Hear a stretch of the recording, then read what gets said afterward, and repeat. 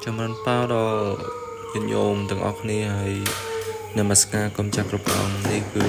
sự cảm áp hiệpในการរៀបចំតុបតែងរចនាបថផ្សេងៗដែលយើងយកសុភាសិតមករៀបចំនៅក្នុងថ្នាក់ដើម្បីឲ្យថ្នាក់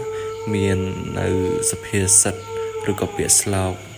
ទស្សនៈអីផ្សេងៗដើម្បីយកមកលម្អនៅក្នុងថ្នាក់របស់យើងដើម្បីឲ្យវារត់តែ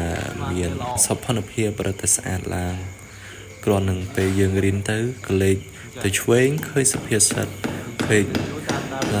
ក៏លេចទៅស្ដាំក៏ឃើញសុភាសិតអញ្ចឹងធ្វើឲ្យយើងមានចំណាប់អារម្មណ៍ឬក៏ទាក់ទាញចំណាប់អារម្មណ៍ដល់សមណសិស្សដែលមកសិក្សាគង់រៀននៅទីនេះហើយក៏លេចទៅវាឃើញសុភាសិតអញ្ចឹងអាចចាប់អារម្មណ៍នៅក្នុងសុភាសិតនិងការរៀនសូត្រផងដែរអញ្ចឹងព្រះអង្គគ្រូបានយកកម្រាលយកមកក្រាននៅលើតុដើម្បីលំអកុំឲ្យវាលហលហេវពេកនៅតុគ្រូតោះនឹងតុគ្រូដើម្បីយើងយកមកកំពុងតែរៀបចំកែលម្អឡើងវិញធ្វើឲ្យស្អាតអញ្ចឹងការតុបតែងហ្នឹងគឺធ្វើឡើងដែលដឹកនាំឡើងដោយព្រះអង្គគ្រូបង្រៀននៅក្នុងពុទ្ធកៈបឋមរកាខ្នួយយើងវីដេអូនេះមានតែប៉ុណ្ណឹងសូមអរព្រគុណនិងសូមអរគុណសម្រាប់ការទស្សនាកុំភ្លេចជួយ follow និងឲ្យបេះដូងអាត្មាផងបាទអរគុណ